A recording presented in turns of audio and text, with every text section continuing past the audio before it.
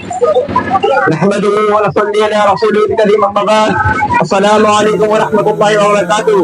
جیسے میں آئے ہوئے سبھی حضرات، اللہ رب العزت نے انسان کو جسم اور روح ان دو چیزوں کے مرکب سے پیدا فرمایا ہے۔ جسم کا بننے کا نظام کچھ اور ہے اور روح کا بننے کا نظام کچھ اور ہے۔ جسم کہیں اور سے بن کے آتا ہے اور روح کہیں اور سے بن کے آتی ہے۔ جسم کئی مختلف شکلیں بدلتے ایک روح میں ڈلتا ہے اور روح ایک اللہ کا عطیہ عمل ہے جس کا علم انسان کو نہیں دیا گیا۔ ارے کب تک زندہ رہو گے؟ کب تک اس پیڑے پہ کھیلو گے؟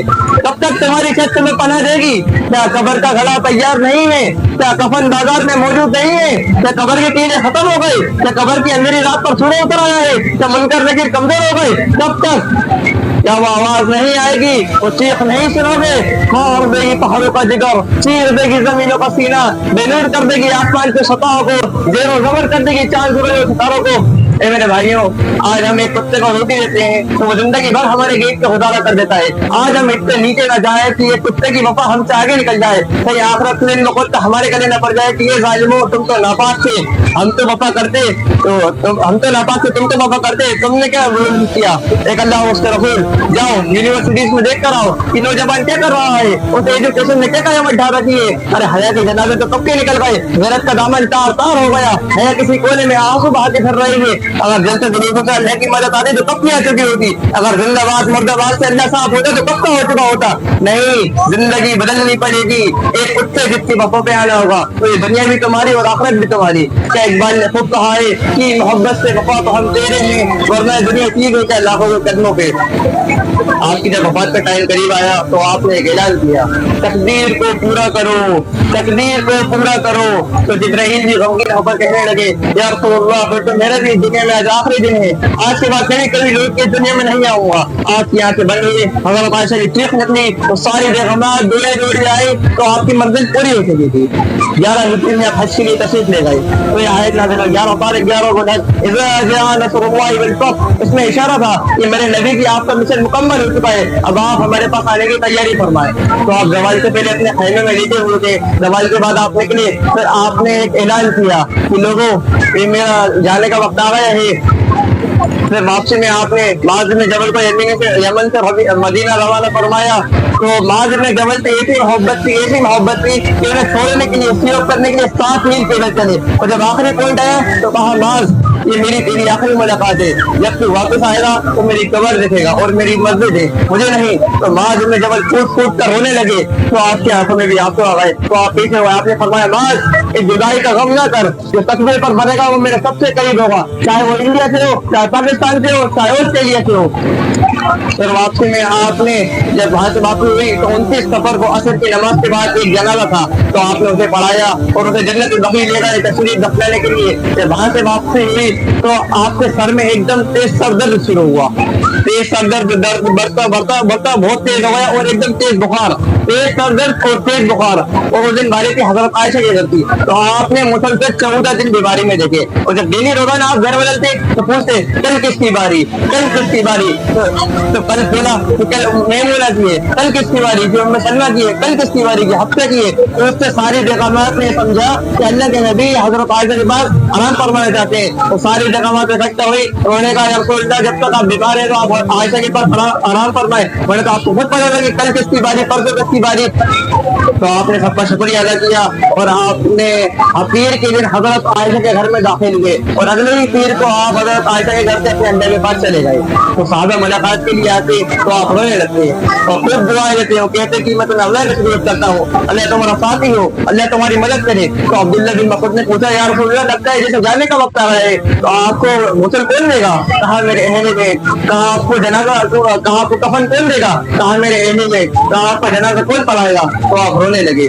آپ نے فرمایا جب تم مجھے غسل دے دو تو سب چلے جانا، سب سے پہلے میرے خاندان، سب سے پہلے میرے 2 وزیر جبرائیل اور میکائیل آئیں گے، وہ میرے اوپر درود السلام پڑھیں گے، اس کے بعد ساتوں آسمان کے فرشتے باری باری آئیں گے، اس کے بعد سب سے پہلے میرے خاندان، میرے اہل بیت کے مرد آئیں گے، اس کے بعد ان کے خواتین آئیں گی، اس کے بعد ان کے بچے نوکر اور نوکرانے آئیں گے، اس کے بعد اس مہاجرین مکی کے قریش آئیں گے، اس کے بعد ان کے خواتین آئیں گی، اس کے بعد ان کے بچے نوکر اور نوکرانے آئیں گے، اس کے بعد مدینے والے آئیں گے۔ گے, اس کے بعد ان کے خواتین ان کے بچے نوکرانی آئیں گے, اس کے بعد تم مجھے اللہ کے سپرد کر دینا. پھر آخری میں آپ نے ایک عجب بات فرمائی جو آج تک کسی نے نہیں کہی, کہا کہ میرے بعد میری امت کو میرا سلام کہنا, اور ان سے کہنا کہ ان کے بعد جو امت ہے انہیں میرا سلام کہنا. تو اس طرح اللہ کے نبی نے ہر آنے والی امت تک, ہر آنے والی نسل تک اپنے سلام کو بچایا ہے. ہر آنے والی نسل کو, ہر آنے والی امت کو اس نبی کا سلام پہنچا دینا.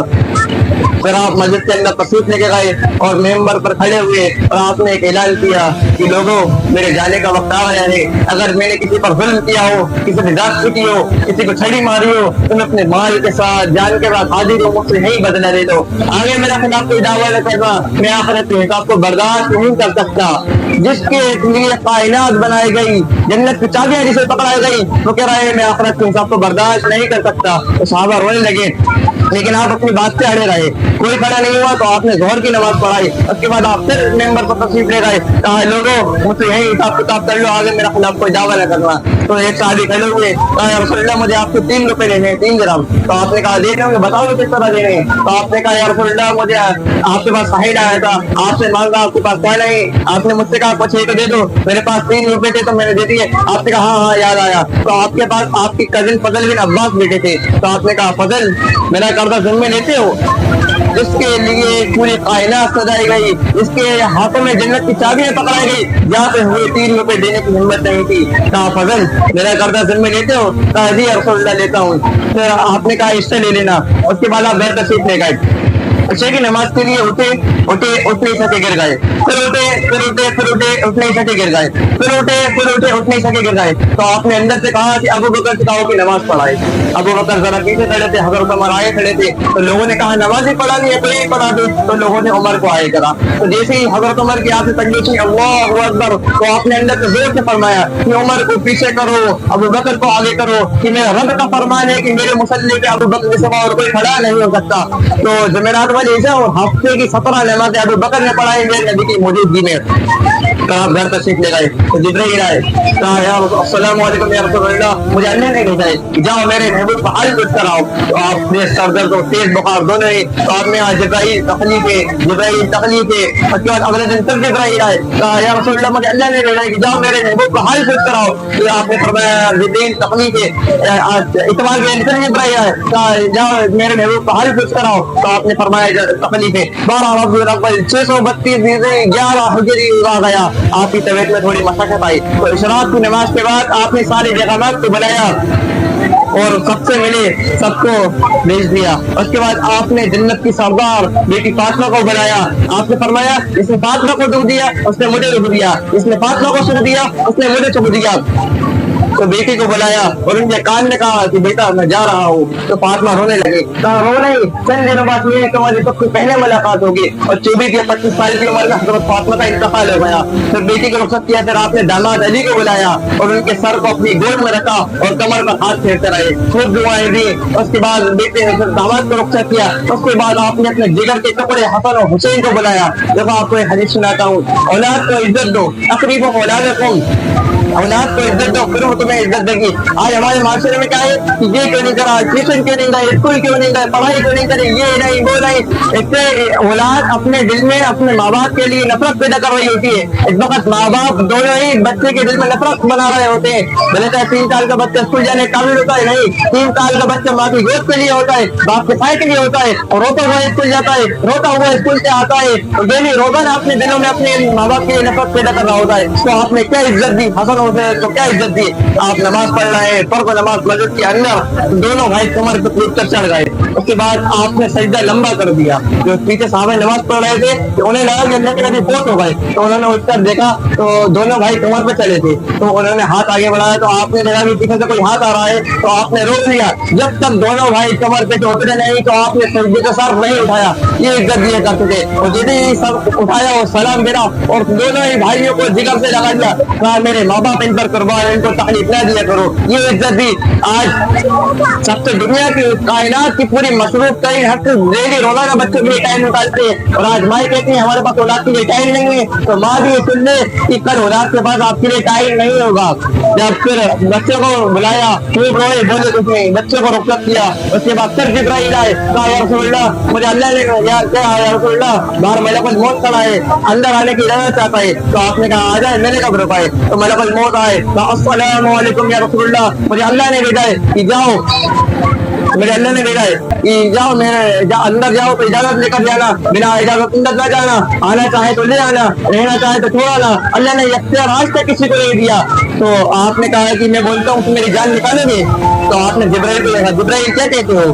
तो जिब्राइल कहने लगे या रसूलल्लाह लगता है कि अल्लाह आपको मुलाकात का शौक रखते हैं। तो आपने कहा जाओ अल्लाह से पूछ कर आओ कि मेरे बाद मेरी उम्मत के साथ क्या करेगा, हसन हुसैन के साथ क्या करेगा। नहीं, कि आप देख रहे हैं आने वाले समय में वक्त में कि इसका सर कट के नीचे पे चलेगा, एक जहर में तड़प तड़प के मरेगा। जाओ मेरे बाद मेरी उम्मत के साथ क्या करेगा। तो जिब्राइल गए और जाकर पैगाम लाए कि अल्लाह फरमा रहे हैं कि हम आपकी उम्मत को तना नहीं छोड़ेंगे। और उसके बाद आपने जाते वक्त एक आखिरी नसीहत की कि उम्मत नमाज न छोड़ना, नमाज न छोड़ना, नमाज न छोड़ना, और लोगों पे लोगों पे रहम फरमाना, गरीबों पर तरस खाना। और आखिरी नसीहत यही थी कि उम्मत नमाज न छोड़ना, नमाज न छोड़ना।